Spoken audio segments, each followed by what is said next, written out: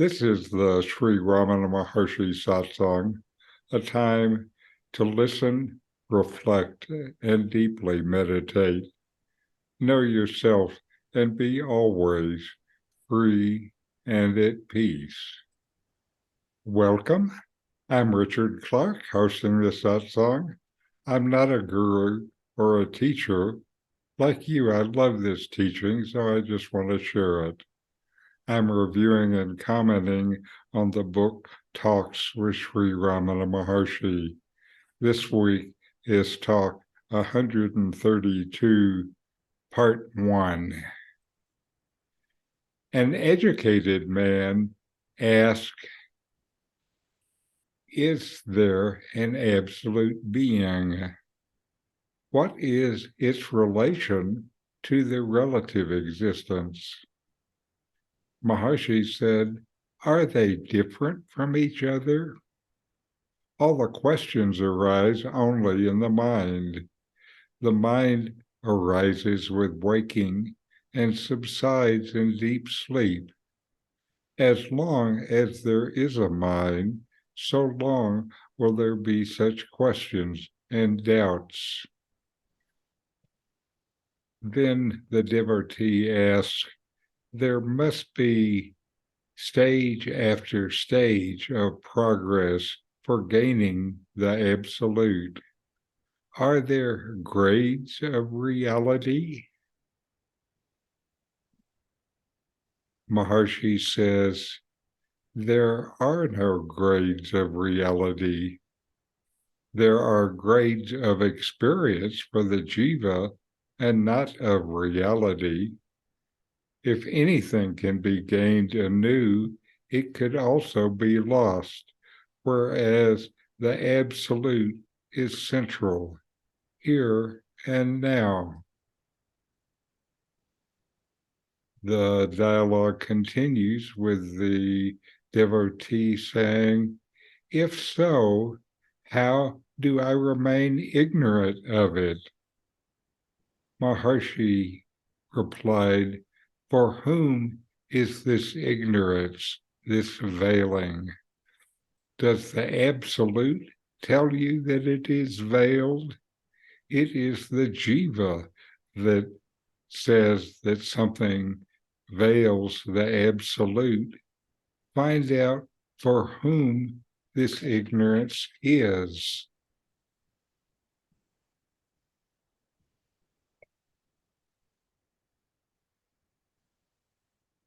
In this dialogue from Talks with Sri Ramana Maharshi, an educated man asks fundamental questions related to Advaita Vedanta, the teaching of non-duality, and Ramana Maharshi provides profound insights.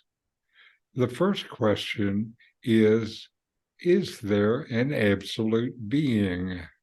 What is its relationship to the relative existence? The man is asking about the existence of an absolute being, supreme reality that transcends the relative world of appearances and diversity. Is there an absolute reality? He also wants to understand the relationship between this absolute being and the everyday world of relativity. Ramana Maharshi's response, are they different from each other? All the questions arise only in the mind. The mind arises with waking and subsides in deep sleep. As long as there is a mind, so long there will be such questions and doubts. Ramana doesn't even mention the existence of an absolute being, but Ramana points out that the apparent duality between the absolute being and the relative existence is a mental construct, just an idea. In reality, there is no difference between them. They are not separate entities. the idea of separation is just an idea. The distinction arises from the mind, which is active during waking state and dormant during deep sleep. So long as the mind is active, it will generate the idea of individual existence. And then there will be these questions and doubts about the relationship between the absolute and the relative. Mind sees only objects. The absolute is not an object, so remains forever unknown by the mind. As long as you buy into the mind, it creates and limits your understanding of the world and of your own being. Mind creates your reality until you start questioning it. Ramana teaches self-inquiry for this questioning. The second question: there must be stage after stage of progress for gaining the absolute. Are there grades of reality? The man then asks about attaining the absolute. He wonders if there are different levels or grades of reality that one needs to progress through to reach the ultimate truth. Different levels of reality. In response, Ramana says, there are no grades of reality. There are grades of experience for the jiva and not of reality. If anything can be gained anew, it could also be lost, whereas the absolute is central, here and now. Ramana declares that reality itself does not have any gradations. It is absolute and unchanging. There is only one reality. However, from the perspective of an individual, a jiva, it can seem like there are different levels of experiences or perceptions. As your mind learns, it changes. The whole purpose of the practice is to get past the mind into the ever-present existence and consciousness. These mental experiences may vary in intensity or depth, but they do not alter the nature of reality itself. These seeming differences are only for the mind. They start and end, come and go, but your being does not come and go. It is always. The absolute truth is ever present and doesn't require progressive states to be attained. It is here and now. It is the only thing that is here and now. You have but to notice. The ignorance and illusions of the mind seem to obscure the reality of the absolute and of your real self. The question continues, if so, how do I remain ignorant of it? The man now wonders how he can overcome the ignorance that seemingly veils the knowledge of the absolute. How can he realize his own self? Ramana's response: for whom is this ignorance? Does the absolute tell you that it is veiled? It is the jiva who says that something veils the absolute. Find out for whom this ignorance is. Ramana points out that this ignorance, this veiling of reality, is a concept rising in the mind of the individual, the jiva.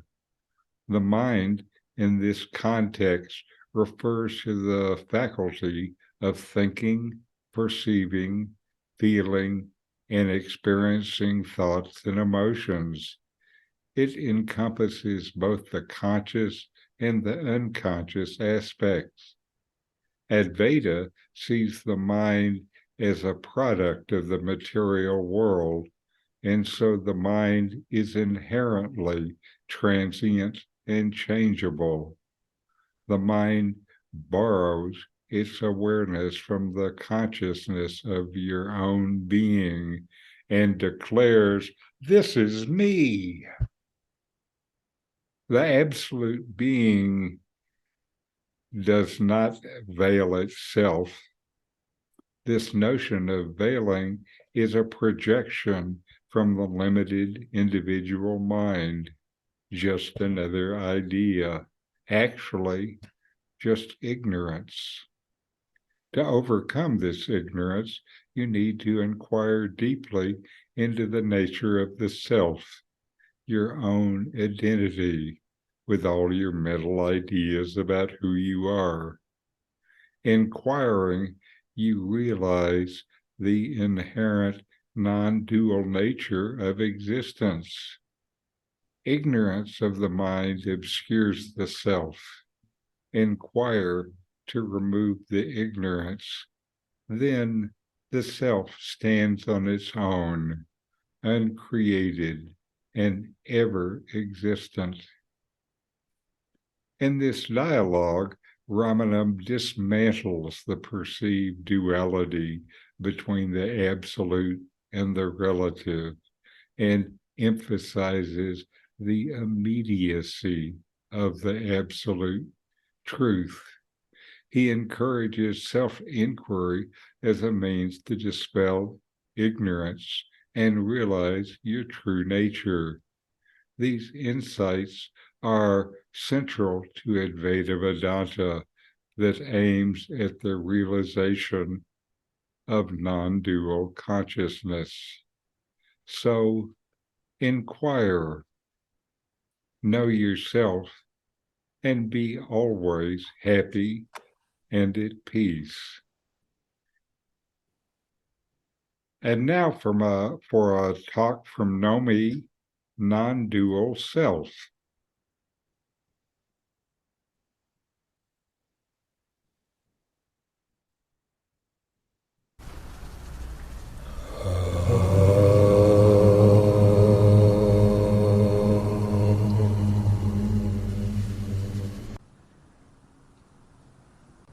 You are the self, the sole existent reality. It is that which is described as being consciousness bliss. And it is that which alone is Kavalyam. It is that which is entirely good, the auspicious, Shiva. And it is that which is the expansive absolute, Brahman. That is what you are. And the Chandogya Upanishad says, Tattvamasi, that thou art, that you are. This is the instruction given for those who wish to be awake to the truth. That is, who yearn for self-realization.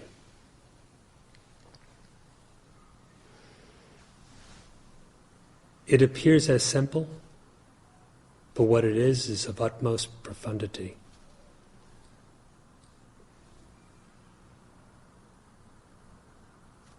Thou art that. Realization of this is by knowledge, the knowledge of your own identity.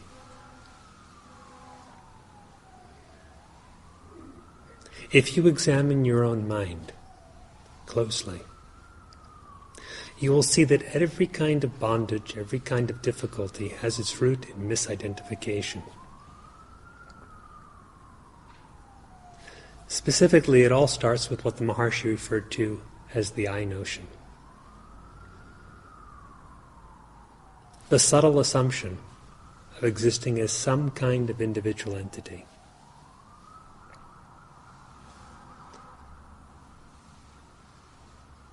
It is the wrong identity, the mistaken identity, that appears as an ego entity.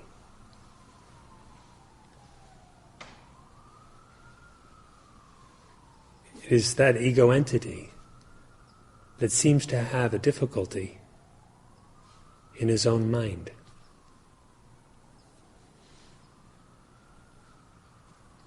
And again, it is that same assumption, that same notion,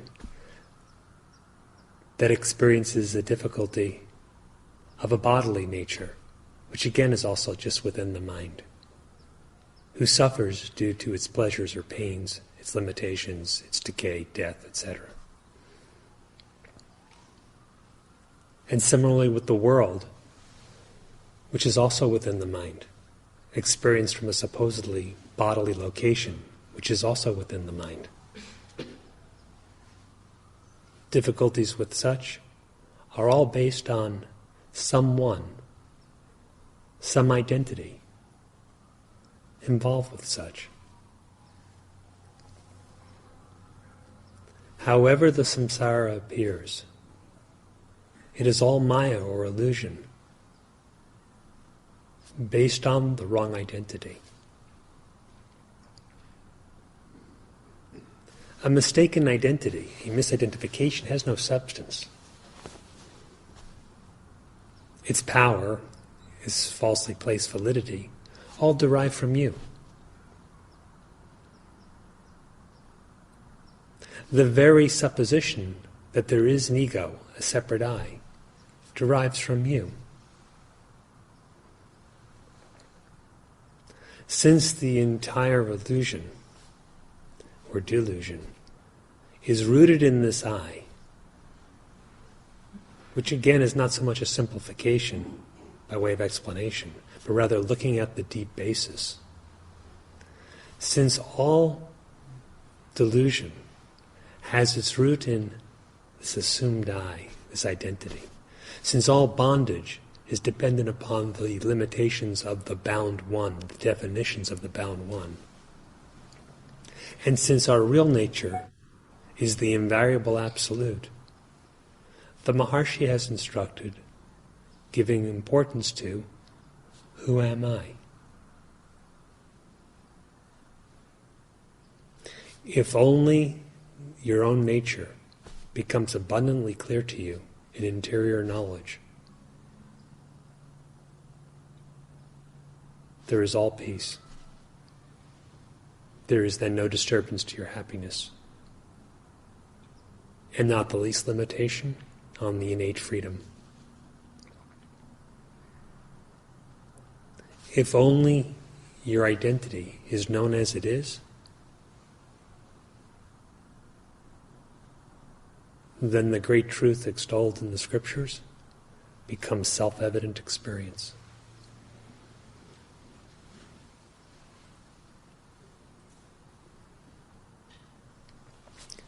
Examine your own experience, your own mind, and turning that mind inward, attempt to determine where or how, in what manner, does the individual, the I, come to be. How does it appear?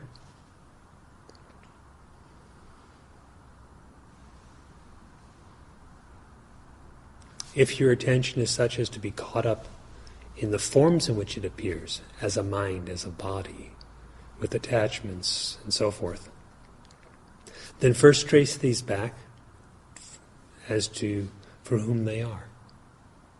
Whose are they? And then trace out the starting point of that I. If you clearly see with your own experience that your nature is that vast absolute, utterly formless and undifferentiated,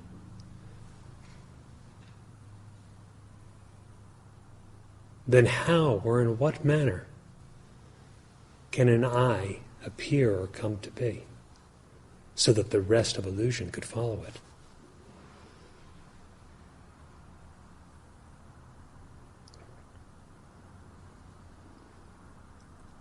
Look within yourself and see if you can determine what this I is. Can you see the I? Or can you see the I coming into existence? Once it seems to be there, then it's taken for granted and seems so solid, even though no one has ever seen it.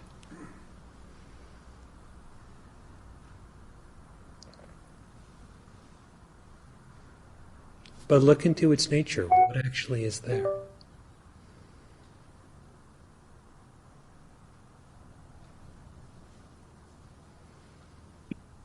By what semblance of inadvertence does this I seem to come about? Look for it in this manner, and you will find the potential for delusion and the I itself to be non-existent.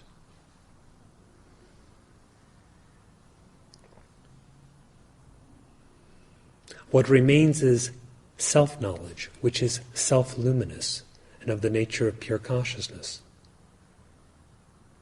This is your being. It is one and cannot be differentiated in any manner. So much so is this the case, that again the Maharshi has taught there is no one to be declaring, I know the self, or I do not know the self. Both, as you may recall, he says, are matters for laughter.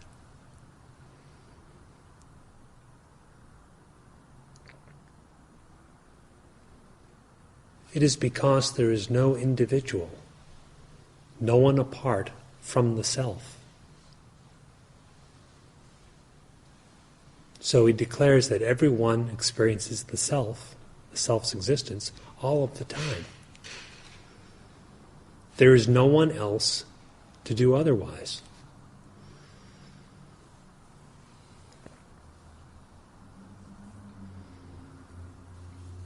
So the instruction, that you are, is a statement of the basic fact.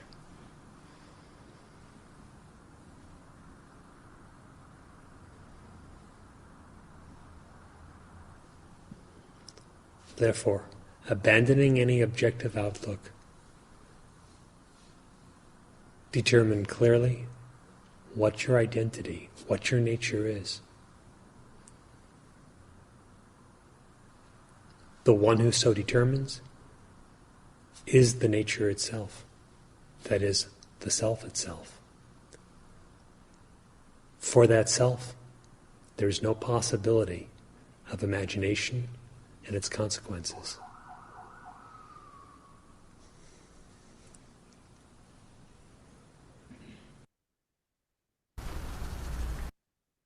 And now we'll take a little time and inquire.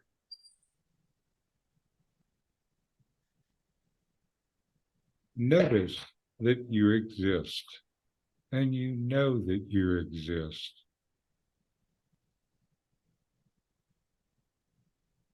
Now inquire, investigate within yourself.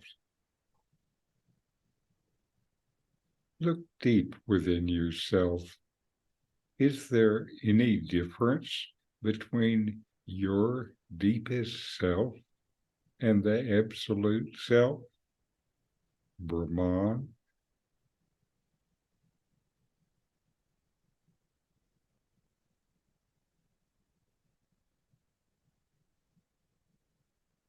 Ideas of difference come from the mind. Are you the mind? Or do you know the mind?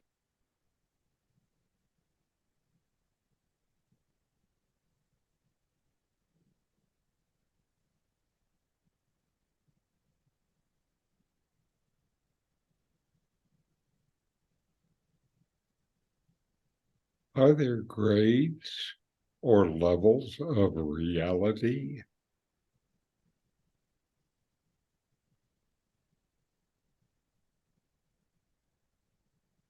How about for this ego, this body mind?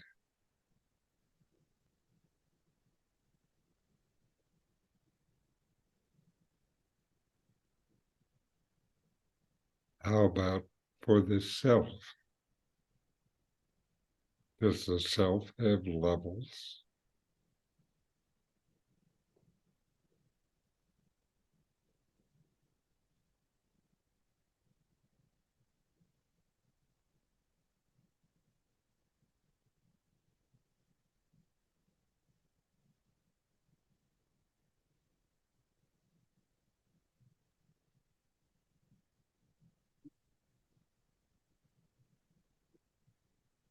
Is the veiling of reality for the body mind or for yourself?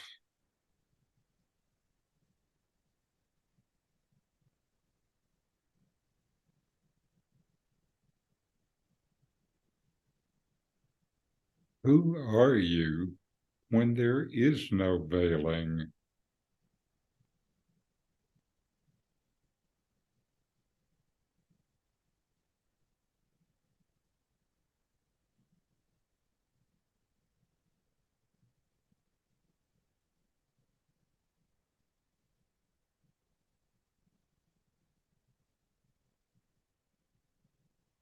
Who am I?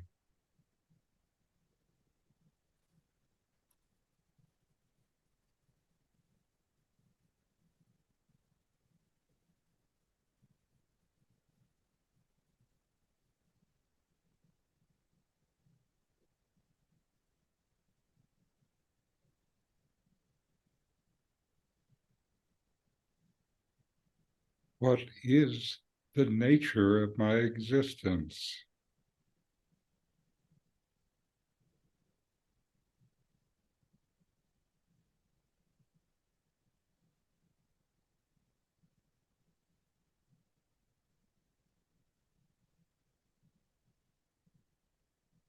What exists and what just comes and goes?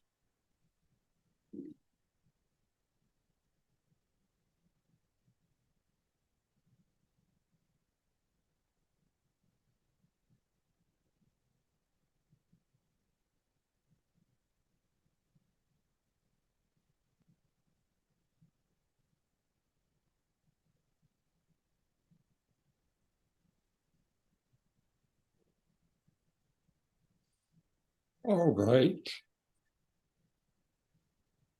And we'll close with a chant. Om.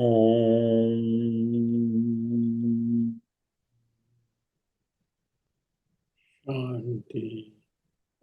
Shanti. Shanti. Shanti.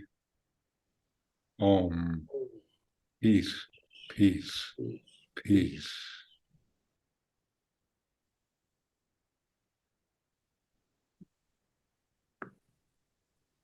Now, Carol did join us. Huh. Oh, Good morning. Good morning. Any comments or discussions? no,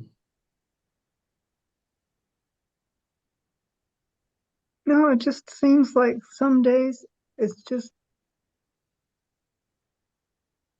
hard to stay put, to stay home.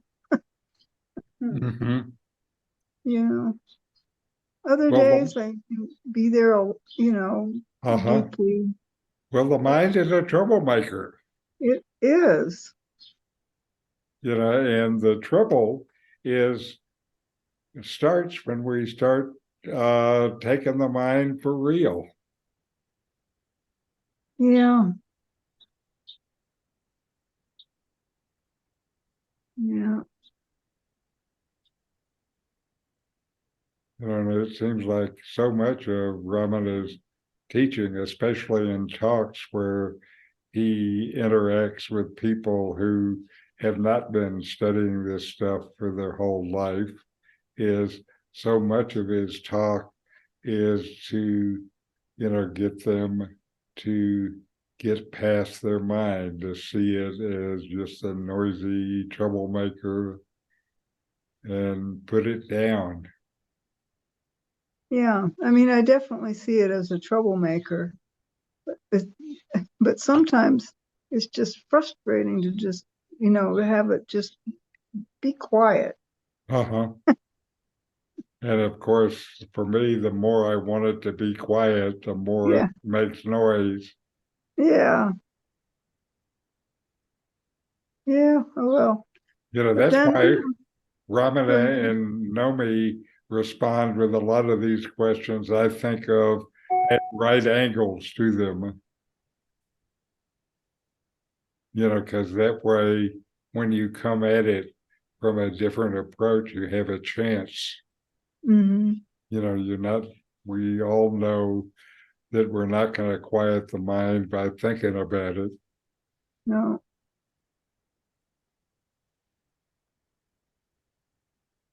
And I don't know that we ever quiet the mind. I mean, the essence is just to turn in as much and persevere as much as we can, to just be turned in, and then see what happens. I think the deeper you go, maybe the mind will start to explode more.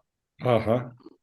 Now, one way I have learned to turn in is just to recognize what is always that's present in this moment. Mm-hmm. Because what is always is not mental at all.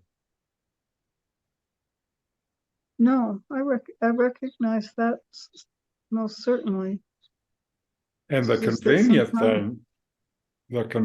thing for me about what is always as a focus of meditation is what is always is always. It's there, whenever I look.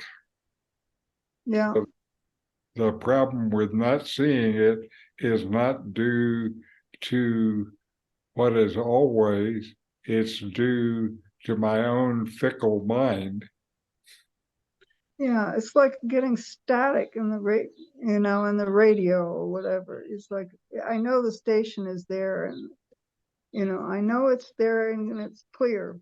And then you get all this incoming from But when you can just stay there, peace fills you. Yeah.